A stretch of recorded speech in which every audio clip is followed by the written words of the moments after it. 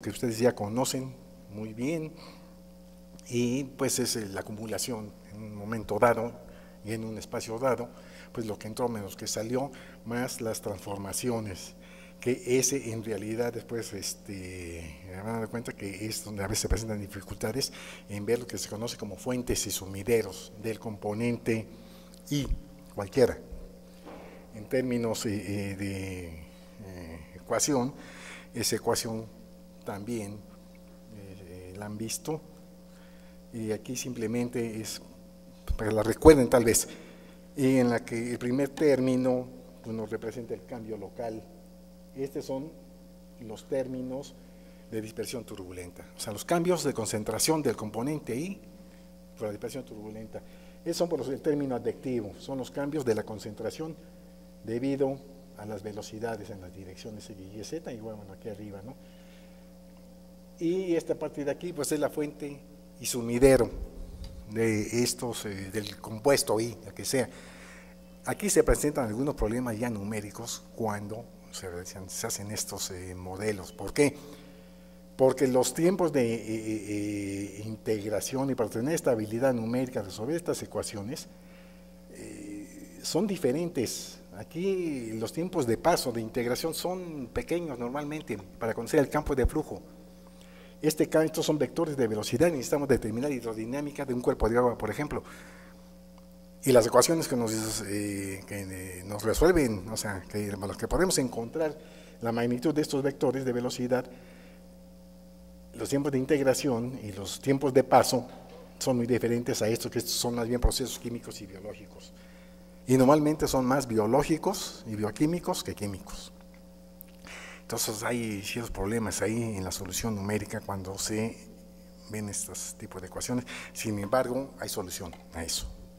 Esto nos lleva a ecuaciones, se dan cuenta, son ecuaciones que no tienen solución analítica. Entonces hay que usar métodos numéricos para resolverlas. Y de esto también el campo en los métodos numéricos es muy amplio. Entonces también debemos tener muy claro cómo vamos a resolver este tipo de ecuaciones. Rápidamente vamos a ver entonces dos tipos de caso. Uno, en donde se aplican, como dice el título, unos procesos para eliminar contaminación y reutilizar el agua.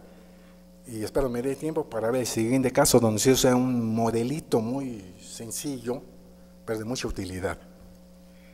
Entonces el primer caso es el que pueden ver aquí. Resulta que en México la producción de carne de cerdo ocupa el tercer lugar en productos cárnicos. Entonces es de relevancia para nuestro país. Sin embargo, esto se realiza por tres tipos de industria, unas están tecnificadas, semitecnificadas y las de traspatio.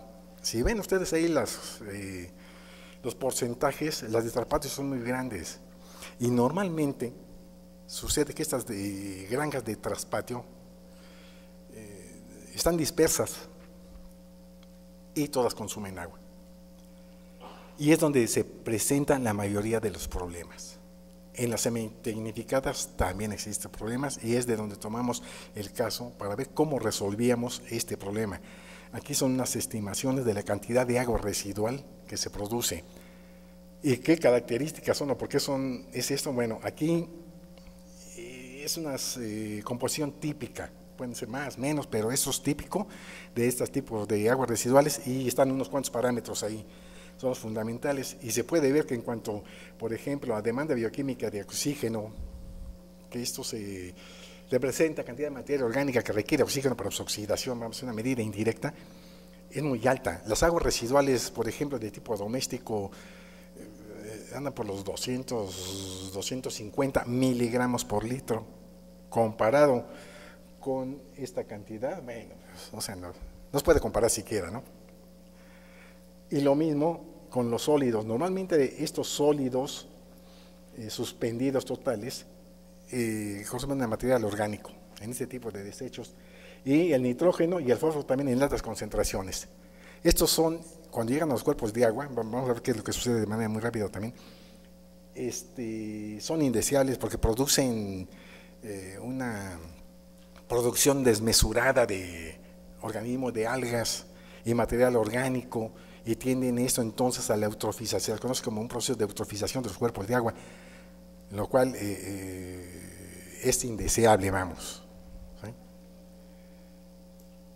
Esto se da, déjenme aclararles esta parte de aquí, porque resulta que los cerdos solo aprovechan del orden del 34-36% de la proteína que ingieren, de la ingesta, y los demás lo desechan.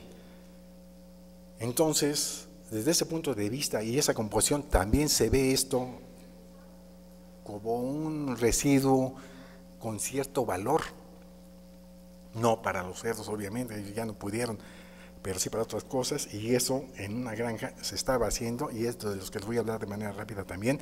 Esta es una granja de tipo lechonera. En esta granja las aguas residuales, conforme las van usando el agua, las van colectando en este cárcamo, y una vez que lo llenan, lo pasan por este filtro que está aquí arriba, y aquí se ve, es un filtro rotatorio de baja presión, y eliminan gran cantidad de sólidos. Estos sólidos normalmente los llevan a un proceso, fue otro estudio que se hizo, de fermentación, y están produciendo alimento para otros rumiantes. Entonces están en ese proceso de ver qué resultados da en cuanto a nutrimentos de ese desecho. Pero lo que sigue de eso, nos mandan, aquí se ve algo, a estas fosas, que son unas fosas de sedimentación. Y una vez que se llenan estas fosas, pasan para acá, y en esta granja, bueno, pensaron, vamos a poner unos filtros, primero de arena, los ponemos ahí, filtramos el agua, vean, así están, y tenemos un agua de mucho mejor calidad. Fue lo que ellos pensaron. Lo que les sucedió fue que más que inmediatamente se les taparon esos filtros, y se les ocurrió también, decir, bueno, vamos a cambiar el empaque, y le hicimos una granometría más grande, y obviamente el agua pasó tal cual. Pero finalmente se observó algo en esto. Como el agua la dejan ahí mucho tiempo, porque esto son por etapas, son del tipo intermitente, se vio que el agua tenía ciertas características que mejoraba, aún con todo esto, se mejoraban el efluente. Tenían el agua almacenada y ya tenía otras características y no esas. Entonces eso nos llamó la atención y vamos a ver qué está sucediendo, porque lo que pasa aquí no es un proceso de filtración, es un proceso biológico que está dando, ya sea de este tipo, que son de biopelícula fija, y vale la pena indagar la posibilidad de su uso para eso, pero ya bien hecho. Y esto nos llevó a hacer el estudio. Para esto, entonces, fijó este objetivo en este estudio, ¿no? O sea, buscar cómo tratar estas aguas, buscando un proceso con poca mano de obra calificada, y que pudiéramos se pudiera reusar el agua dentro de las instalaciones. Entonces, bueno, pues nomás sería el agua de repuesto, ¿no? Y evitar problemas de contaminación, pues, a los ríos, a los suelos, por la disposición sin tratamiento de este tipo de aguas.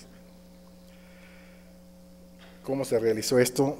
Bueno, se construyeron, se probaron esos 3 reactorcitos empacados. Estos se empacaron con tezontle.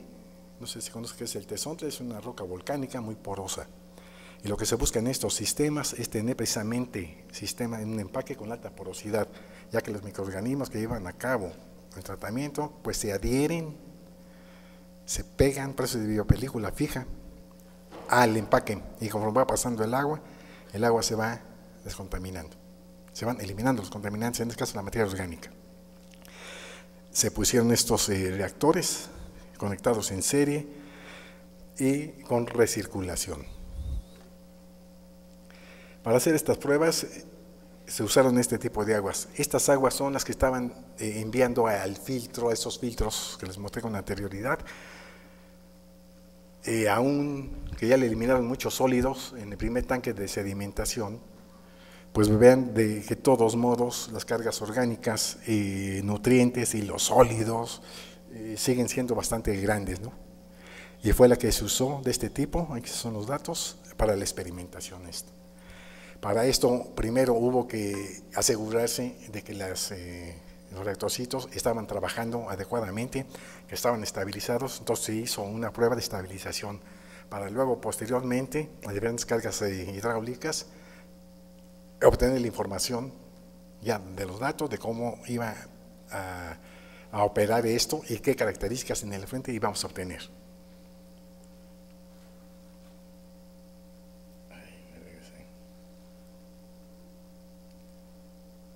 Esos son los resultados de la etapa de estabilización.